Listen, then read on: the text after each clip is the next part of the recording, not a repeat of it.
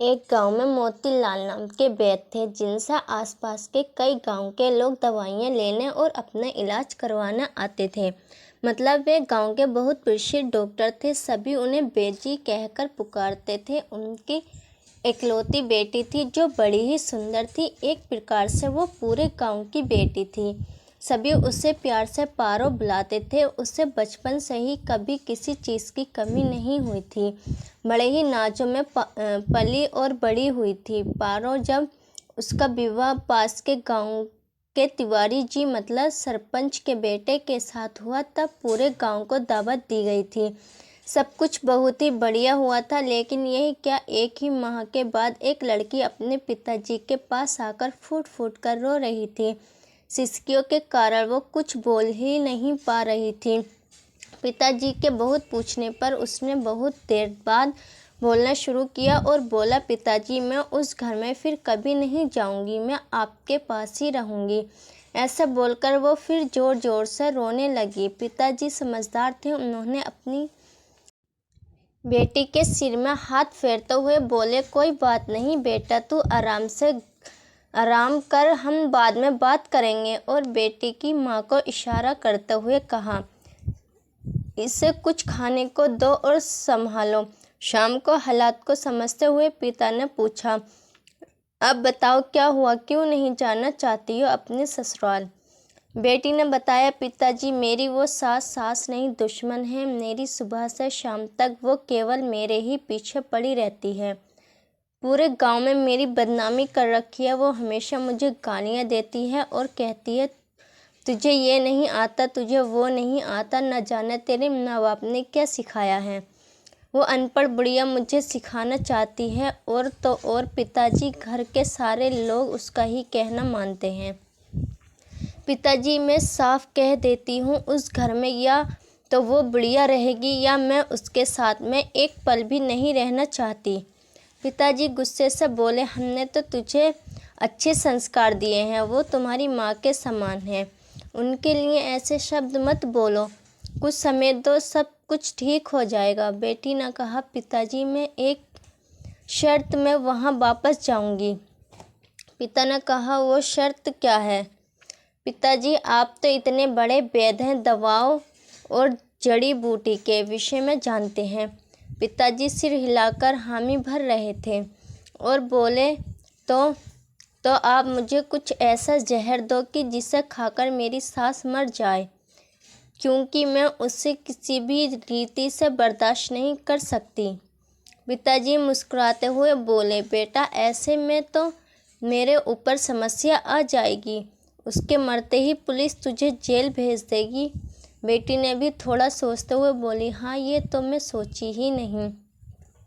पिताजी ने कहा, ठीक है, मैं तुझे एक ऐसी दवा दूंगा कि उसे रोज एक पुड़िया खाने में मिलाकर दे देना, लगभग 2 महीने में कोई भी इसे थोड़ा थोड़ा खाकर मर सकता है। इस पर कोई तुझ पर संदेह भी नहीं करेगा और तेरा काम भी हो जाएगा। बेटी के तो जैसे आंखों में चमक आ गई और कहने लगी, पापा आप कितने अच्छे हो और मुझे क्या करना होगा? पिताजी ने कहा, और देख किसी को शक संदेह न हो, इसलिए तू उनसे लड़ना नहीं, बड़े प्यार से रहना। वो जो भी कहें उसे मान लेना, क्योंकि वो 2 ही महीने की मेहमान होंगी। बेटी ने सारी बातें खुशी खुशी मान ली और अपने पिता से 2 महीने के हिसाब से 60 धीमे जहर की पुड़िया लेकर अपने ससुराल लौट आई। अब प्लानिंग के हिसाब से रोज़ सासू माँ के खाने में एक पुड़िया मिलाकर देना शुरू की और बड़े प्यार से घर में रहने लगी। अब सासू यदि गाली देती तो भी बहू पर कोई असर नहीं होता। वो बहुत प्यार से जवाब देती। लगातार 1 माह तक बहू के अच्छे व्यवहार के कारण सास का भी मन बदलने लगा। अब वह अपनी बहू को गाली बकना बंद कर दी और उसे बिना बात के चिल्लाना भी कम कर दिया। बहू को भी लगने लगा, अब तो कुछ ही दिन की मेहमान है मेरी सासू माँ, इसलिए इसकी और सेवा कर देती हूँ। इसलिए मैं रात को सासू के पैर भी दबाने लगी और सिर पर तेल भी मल देती थी।